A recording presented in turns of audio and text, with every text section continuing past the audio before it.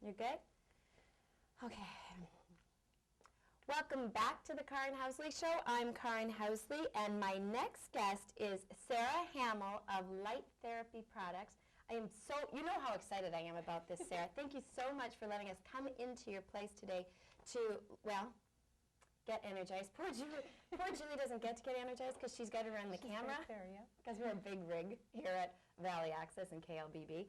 Okay, Light Therapy Products. This is a company you bought a couple of years ago, and it was a woman. Was it based here in Stillwater before? It wasn't, was it? It was actually out in Plymouth, and she ran it out of her home. And then you took it over, and it's gone gangbusters. It has.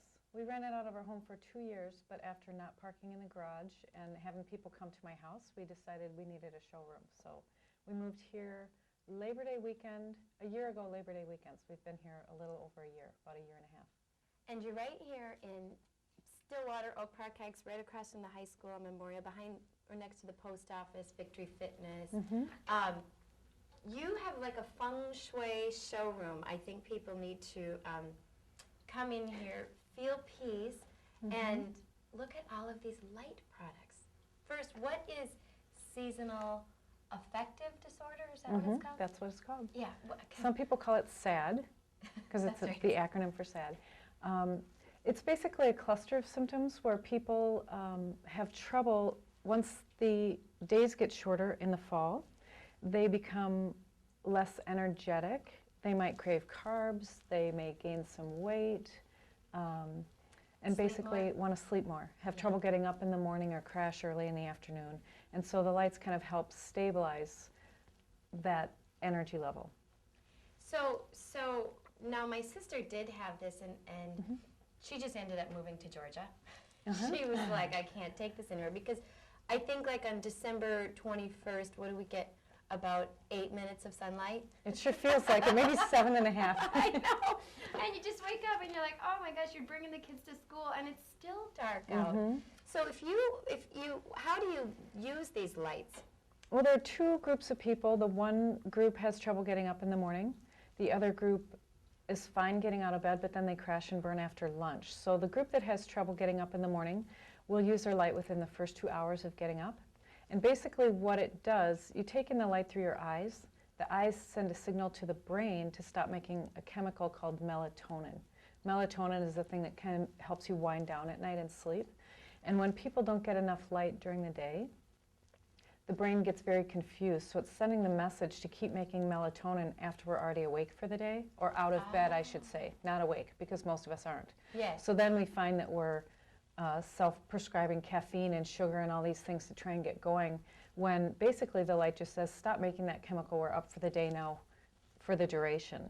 And then the group of people that falls asleep after their lunch with their face on their computer keyboard, they would use it for a little while after lunch, anywhere from 15 minutes to an hour, so that they can last the rest of the day. So that's the duration, 15 minutes to an hour. And can you be working or on a treadmill, or can you just be sitting there reading a book? Or do you have to? Actually, you don't want to look right into it. I always tell people to treat it like the sun. So it would be off to the side. I have mine next to my computer at work, or at home if I can get myself up and get going. I have it on a stand next to my treadmill. So ideally you'd be doing something else, because otherwise it's pretty boring to just sit. And so you could watch TV, you could read, you could exercise, you could knit, eat breakfast. I put one on the island, on the breakfast island. You do? And when my kids are eating breakfast, like it or not, they're getting some light because they're teenagers, and so they have that Sleep. groggy, Yeah. you know, we're pulling them out the door when we're late every morning. So Does it work if you get like spurts of 5 minutes a day in different spots, or is that not as effective? it's not as effective Yeah. because you're not ever really getting the message to stop making the melatonin. What is really happening is that you're saying, don't fall asleep right now, and you're getting little bits of that. Like if you coffee. right. No. Yep. But if you really want to reset that body clock, then you need to have a nice big dose of it. So when I say 15 minutes to an hour, a lot of people start in the fall, early fall, September, August, September, October, somewhere in there, at 15 minutes. Yeah. And then as the days get shorter, their time increases. And this time of year, they might be up to 60 minutes. Could somebody jump in and start right now in Absolutely. January? You Yeah. could? You could. I just usually tell people to start at about a half an hour to see how your body reacts to it. Just because most people, if they go to work in the dark, they work inside a building and then they go home and it's, fading dark, light or yeah. dark. It's a lot, just all at once. And so I like them to kind of ease their way into it a little. So you were talking about those two groups, the ones that have a tough time getting up or the ones that kind of fall asleep after noon. Is there a third group that just kind of, wintertime, you just have that lull, depression, just kind of no energy? Would it work for that group? Because I'm in that group. You're I in that told you group. I have to go to Phoenix just to get a little sun because it gets so long and it gets so depressing. Would it help me? I would think so. Yeah. And I would probably tell you to use it first thing in the morning, just to kind of get your day supercharged and get going. We'll see. Maybe you can tell people about it in a couple weeks. Well, I was there for an hour, and boy, did I have a lot of energy. Okay, so you have, right here, I'm pulling up this, It's called the Sun Touch Plus. the Sun Touch Plus, and this, it sits in, and for the radio listeners, it looks kind of like a fan, but it's a rectangle fan. What would you say this looks like? Oh, it looks like, those mirrors that you buy at Nordstrom's that you do your makeup. Okay. Only it's got light bulbs in it that look like fluorescent light bulbs. They are. That's for the radio audience who's doing that. Okay, so this little tabletop thing, you would just sit this on the table. How would I work it? Let's see. There should be a power switch there. Yep. Okay. And you but press that, but we don't have it plugged in. Remember? okay. Yep. That's good. That's all right. And then you just set this on the counter.